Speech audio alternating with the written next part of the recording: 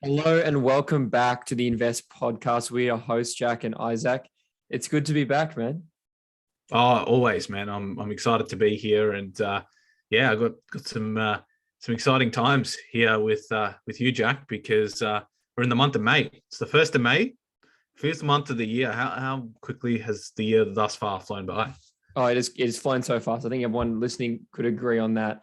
And we started at the very start of the year. It was early Yeah. January, so the time has flown. It's been great so far. But today we're here to talk about a specific topic that came to my mind when I heard your thing of the week for one previous week. Isaac, you were talking about how you made an effort that particular week to talk to random people out and about throughout your day and Mhm. converse with those people. And I thought, man, that sounds amazing, but I'm sure a lot of people listening, and myself included, want to learn a bit more about how do you become better communicators, better conversers, particularly with people that we don't necessarily know very well. So that will be our main topic today. I'm interested to hear about your thoughts on that, Isaac, and we'll see as we go on today, what we can learn from each other from talking about that topic.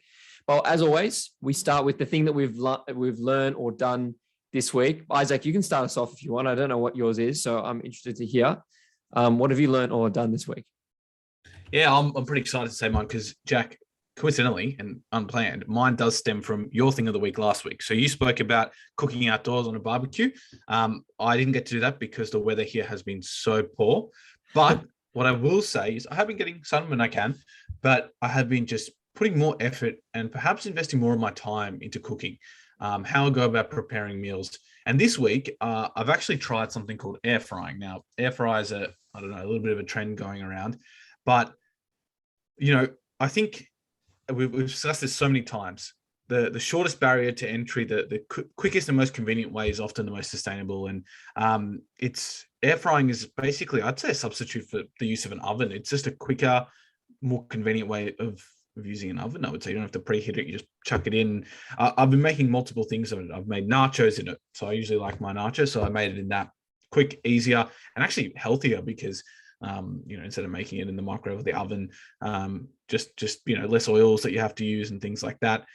Then like things like potato chips, vegetables. I know, Jack, you're not a big vegetable man at the moment, but having things like that. And then whilst that's going, I sort of have a pan going with some good, sought after foods, Jack, as you like to say. So your meats, so your organ meats and things like that, which I've been getting into. That's great to hear. That's what are your main organ meats, man? Because this is something I've just tried liver, actually. That's all I'll stick to at the moment. But yeah, just different cuts of the same animal as well. Just trying different steaks and which different, I suppose, toughness and grading levels.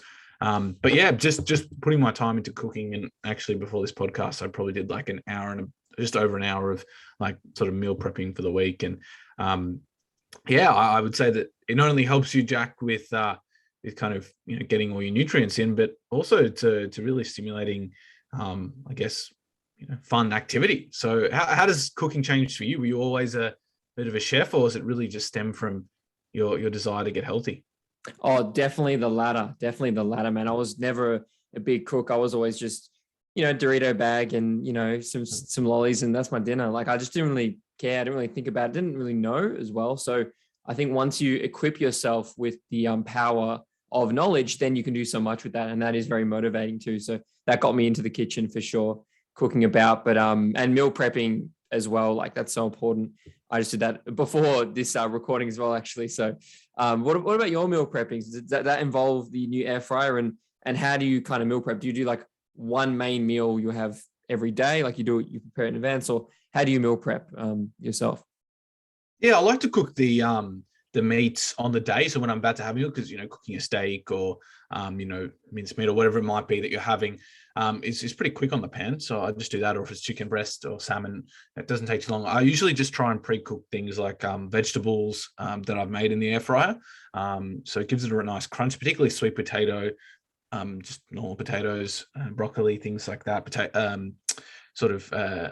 Pumpkin, things like that as well. I made really easy with the air fryer. So do that. And then as well, while that's going, I made just a large batch of pasta for the week. I went lighter on the actual pasta itself, the carbs, but a bit heavier on the mincemeat kind of actual base, which I put some tomato sauce, garlic, vegetables as well in that. And that's what I went on. So usually something like that, Jack, will last me a few days, and I'll try and alternate it because that's easiest. But yeah, I think that air frying is great. And again, it just makes things very convenient. So if you're a student, wanting quick, easy, and pretty healthy meals, you can make a lot of things with it. I would recommend. Wow, that's great to hear. And I do want to try something like that. So I'll definitely hit you up again about some of your recipes in the old air fryer. I might go to Kmart and sort myself out or something. That's excellent to hear, man. My thing of the week is a little bit different.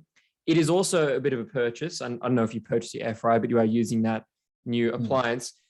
I bought a smart bulb this week, a smart light bulb. Wow.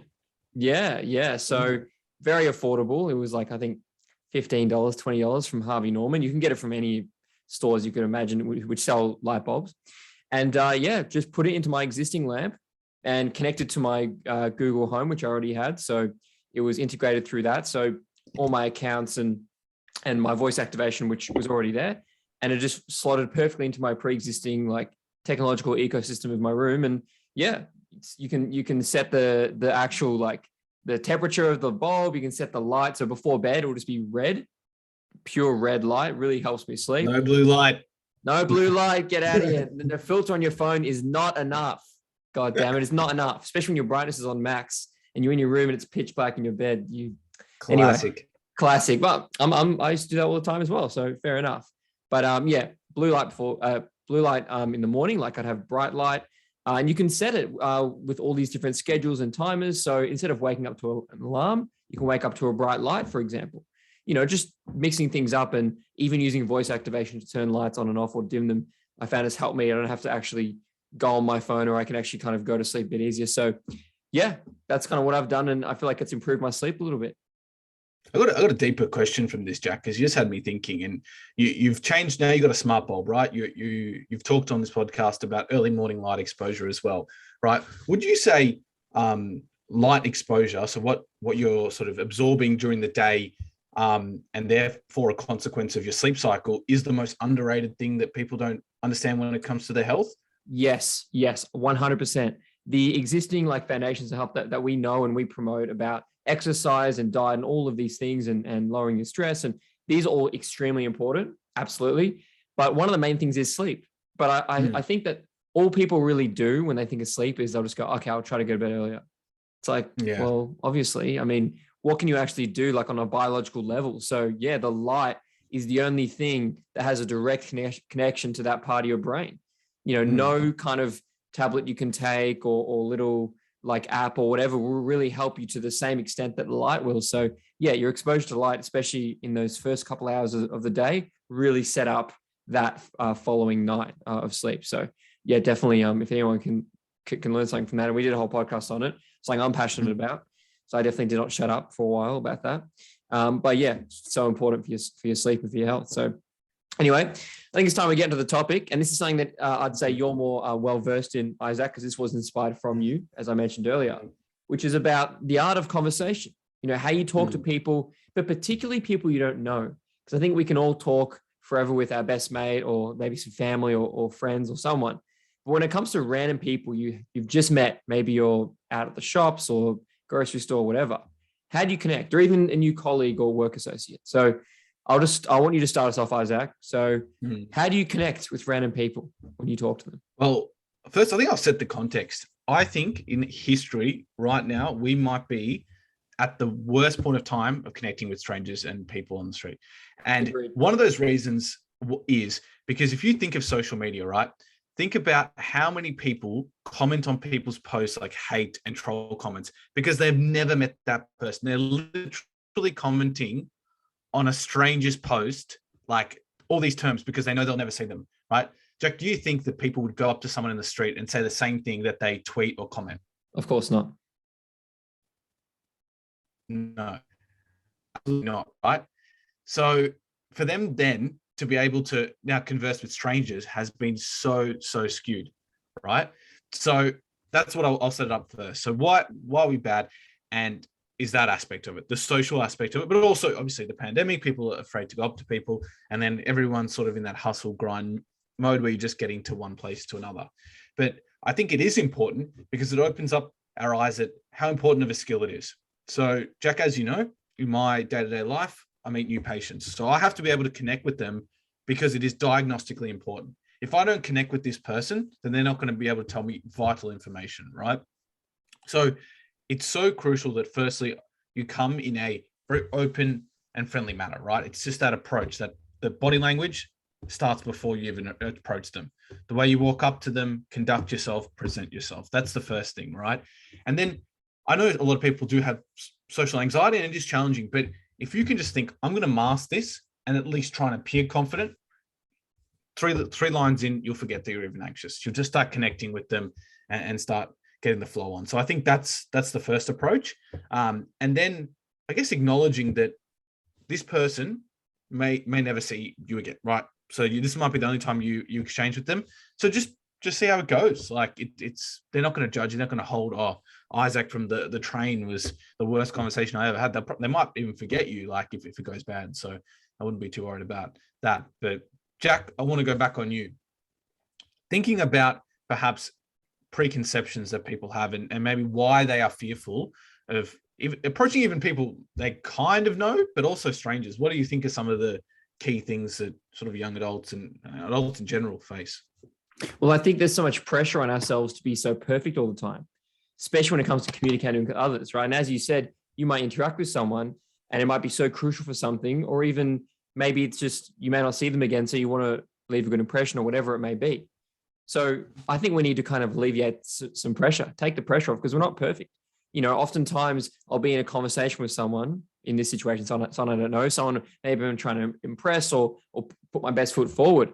And I'll be thinking about what to say while talking to them, which is a horrible approach. And that's where a lot of social anxiety can stem from. And I think if we try and be mindful holistically in our lives, that will probably help us be more mindful in all states, particularly when you're communicating with someone else, which is such a primal thing to actually connect with someone.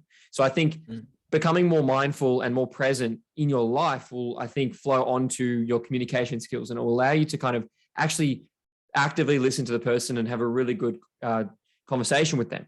So I think that's the main thing, you know, when you're asking about, you know, why people fearful to talk about others or they may not feel confident in a conversation with someone they're not comfortable with. Well, you know, it's like accepting that you're not going to be perfect, but also acknowledging that you're here in this moment. You need to kind of connect with them the best you can. And I love how you mentioned body language because that's so important. Like I find when I'm meeting someone new, definitely trying to have like the simple things, like not having your arms crossed or not looking away or having your feet pointed towards them, like things like that really signal your attention and desire to connect with them. So yeah, absolutely. That is so crucial. So that's right. What we said last week, right, Jack, being present in a conversation, right? It's that aspect for, you know, 5 minutes, I'm going to give this person my attention, right? Like you are now, like you're looking at me, nodding your head like that, those subtle things. I know that you're here, right? And I think that's the first barrier, as you said. But I wanted to add on to that. I read a book that also helped me. It's called Talking to Strangers. And I said that when I gave my thing wow, of the week. Aptly named. Yeah, by Malcolm Gladwell. And the reason why I think it's such an important skill is because in the book, he shows how interactions with strangers are very dire. Like if you are poor at it, there are serious consequences. And he uses two really good case studies. And I'll get your reactions to these, Jack. So the first one he uses called one of Sandra Bland, who is a lady who she was stopped by police officers by a traffic stop. And she just didn't know how to interact. She was nervous. There was issues with the police, and it was kind of a both party challenge, but it was mainly the interrogating officer. He just completely profiled her wrong as a stranger, thought she was something she wasn't. And she ended up, you know, going to jail because of their interaction. Like, I think she had some really minor offenses. I'm sort of paraphrasing here, but anyway, she committed suicide in prison as a result of it. So that was a seriously dire, I can see a reaction here. It's quite serious that a reaction with a stranger, literally a traffic stop that was routine that the police officer did, resulted in something that's really bad. So you can see the consequences there. And the second one that I really remember from the book was Neville Chamberlain, who worked for the UK government, who was sent over to try and, have peace talks with Hitler at the time of World War II. And that just catastrophically failed because Neville Chamberlain just didn't know how to sort of negotiate or work with, to talk to Hitler as sort of a stranger, because they obviously had never met previously. And those negotiations were attributed to sort of this decline in relations, and a war that had crazy catastrophic, consequences. So they're two examples of how important it is. And I guess, for us and our listeners, of course, perhaps it's not always going to end in catastrophe, but honing those skills will help in the workplace, at school, at uni, in your practice, if you're in a job that requires you to literally meet strangers every day. So improving those skills. So Jack, what were your reaction to those cases?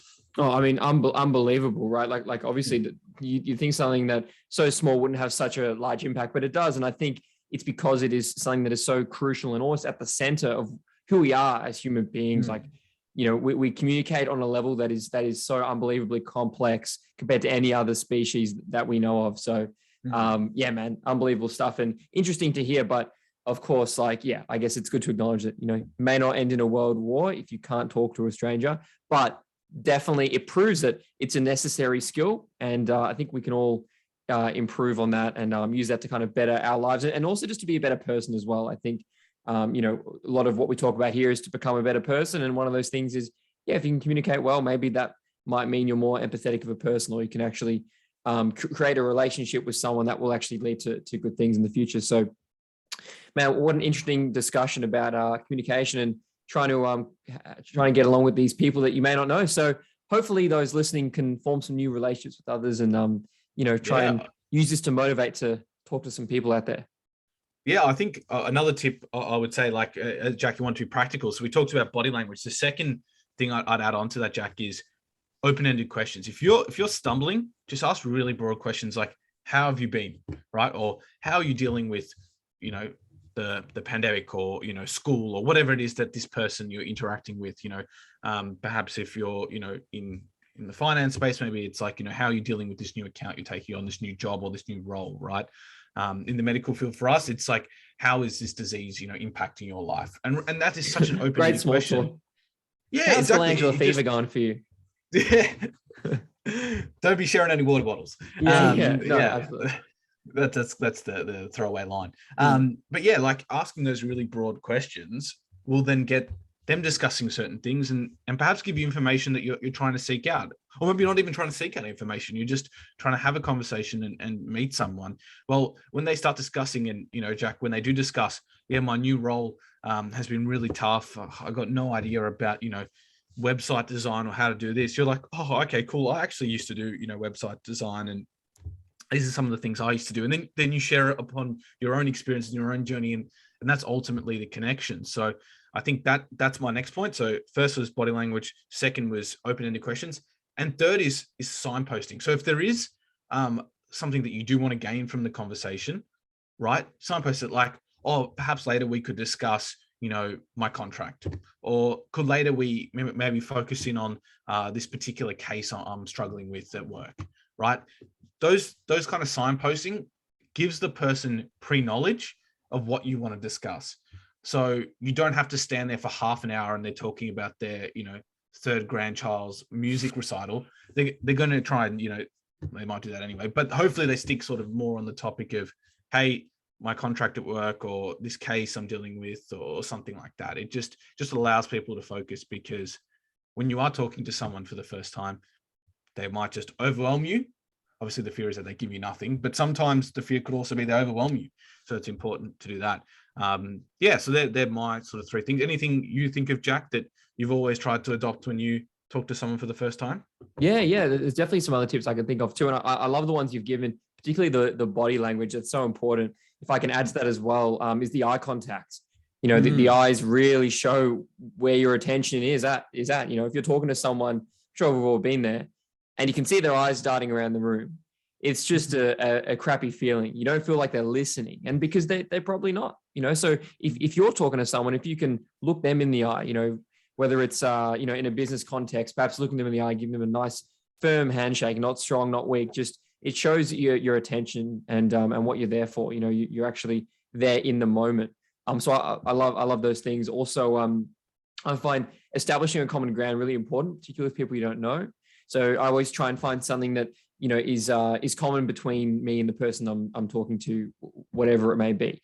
Even if it's something super trivial, like I hate talking about the weather, but even if it's something like that, just to get the ball rolling, and then you can move on to things that aren't the weather, you know. So and the open-ended questions obviously are excellent because it gives them the power. It puts it back on them, and they can talk about things instead of asking about something specifically, or like you know, a closed question. An open-ended question allows them to take the reins and steer it and talk about what they're comfortable talking about as well, because it allows them to provide their own answer in the way that they want to take the conversation. So I love those tips, man. 100%. Agree. I'll add to that. Add to that one about commonality, Jack. This is my tip that I often say. I think when you meet someone, and most people that I speak to, the biggest way they express themselves is how they dress often. So finding commonality, like let's say, I really like that suit jacket you're wearing. Like, you know, where did you get it from? Or like, you know, perhaps like why this jacket, or you know, it's really cool. And just talking about, you know, how people express themselves with their clothing. I find that's a really good one. Obviously, Jack, you said the weather. That's a really common one. And you know, that's the worst case scenario. It's like your last resort. Exactly. Weather. Unreliable. Like, yeah, exactly. You know, or like some weird thing that's happening in the news. Oh, what about this? But I think like people often, I mean, for the most part, do express themselves with fashion. Even people that just hate fashion in general will still choose to wear their clothing for a reason. And if you like the hoodie they're wearing, the jacket, whatever, that could strike up a conversation. So just looking at the person, being like, hey, that's a cool pair of, you know, Jordan 1s, you know, you're a big Jordan fan or something like that, you know. Wow. So now every time you compliment my clothes, I know you're just doing that to get something out of me. Unbelievable. Oh, mate, it's not about manipulation. It's about stipulation on the. I love that, man. That's so good. Okay, do you think it's time for the wrap up? I think it is. Who's got the wrap up today? No, this is you, mate. This is you. I want to hear I'm going to start with Jack's thing of the week, because I've got a lamp right next to me, and Jack talked about smart lights, and the new purchase he made, which does set the tone and mood, I guess, before bed, particularly changing, you know, the blue light to a more red light, more warmth, and that can change your mood, your ability to sleep. And we discussed the sort of underratedness of, I guess, sleep, and as a consequence, you know, light exposure as well. And then my thing of the week was kind of using an air fryer and just trying different things in the kitchen, trying to cook different meals, different modalities of cooking. Jack talked about barbecuing last week. I did air frying this week, and it's really enjoyable when you try different things, and you know, the flavors are great. So that's positive. And then we talked about, you know, approaching strangers, talking to people that we don't know or we don't know that well.